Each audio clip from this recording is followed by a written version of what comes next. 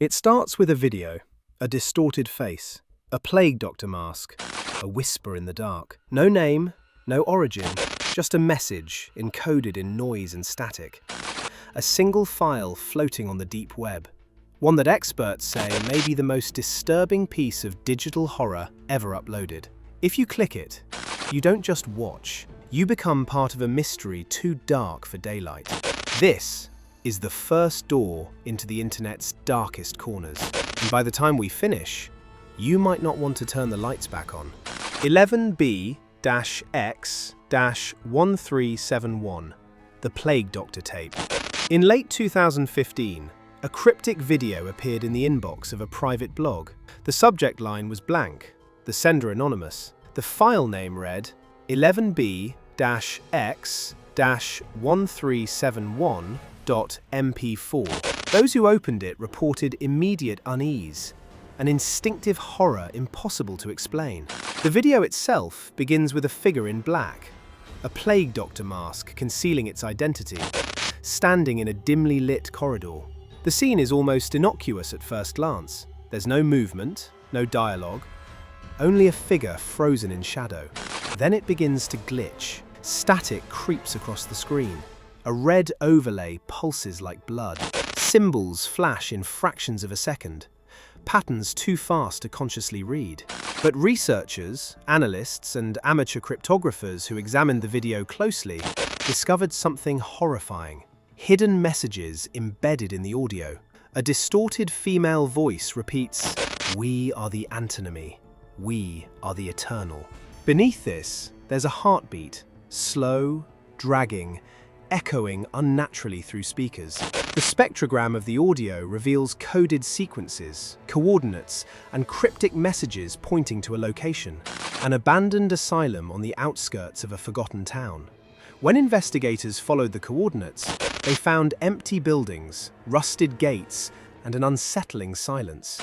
No bodies, no crime scene, no evidence of recent activity, only the sense that someone, or something, had been there and had vanished. The video circulated on darknet forums with warnings, "Do not open after midnight." Some claim that those who posted about it online disappeared shortly afterward, or were never heard from again. The phenomenon blends digital horror with folklore, making 11B-X-1371 a modern urban legend encoded in binary.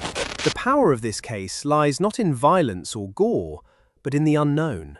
It's the idea that the internet can carry a presence, a living enigma, that exists beyond our ability to fully understand or confront. The Grinning Man, vanished YouTube horror. Between 2015 and 2017, a YouTube channel appeared quietly uploading short, 30-second clips.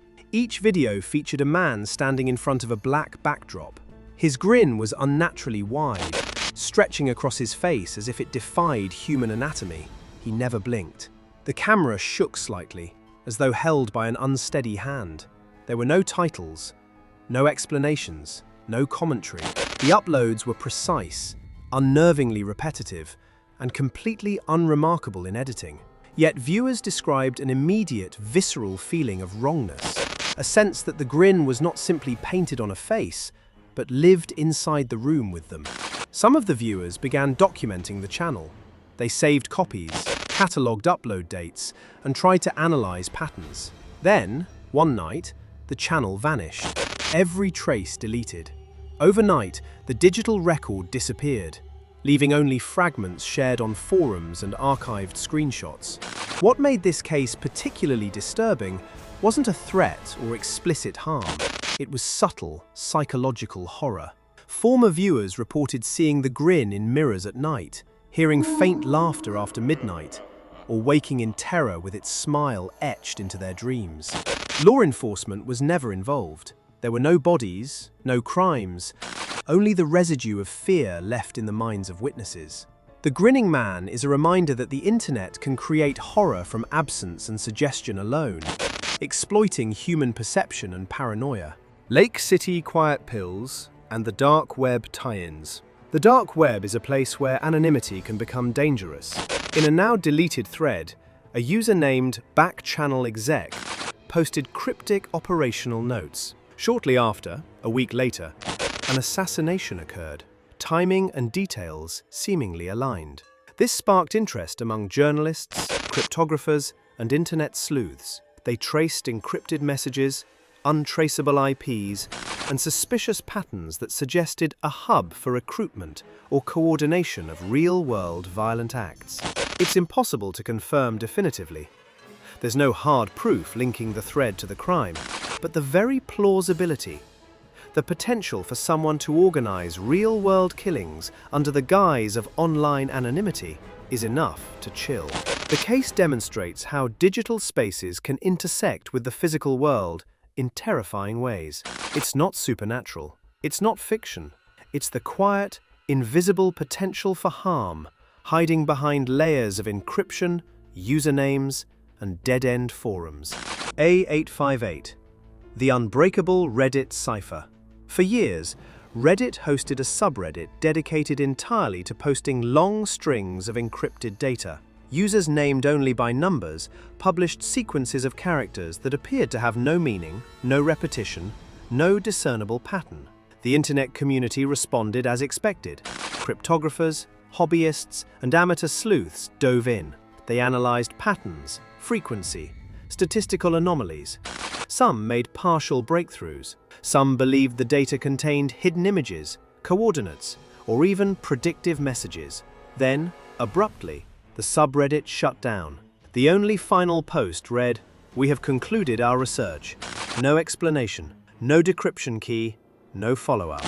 Every attempt to trace its creator ended in dead ends. What remains of A858 are archived posts, YouTube analyses, and cryptanalysis logs, but the meaning has vanished. The terror here is not in gore or horror imagery, but in the impossibility of closure. A858 is a ghost in the machine, a puzzle that refuses to be solved, and a reminder that the internet harbors mysteries that defy human comprehension. Case 5. Markovian Parallax Denigrate, the Usenet ghost code. Before Reddit, before modern forums, there was Usenet, a sprawling network of discussion boards. In 1996, a series of posts appeared across dozens of boards. The messages were strange. Nonsensical strings of text, surreal imagery, and fragmented thoughts. No author signed them.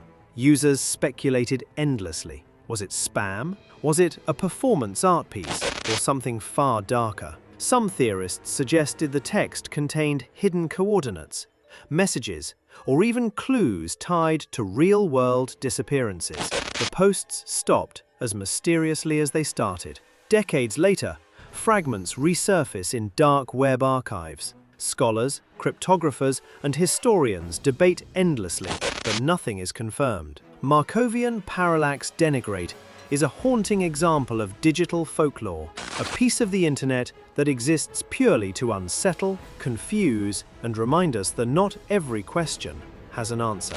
Reflection and the darkness of the web. 5 cases, 5 open wounds in the history of the internet, none solved, none safe. The common thread is invisibility, anonymity, shadows that move through code, wires, and screens. They are digital ghosts, echoes of human curiosity and fear. The horror lies not in what we see, but in what might be watching us back. The internet is vast, infinite, and largely unpoliced. The dark corners are not just spaces of entertainment or curiosity. They are spaces where the boundary between virtual and real can vanish. People disappear, evidence is erased, enigmas thrive.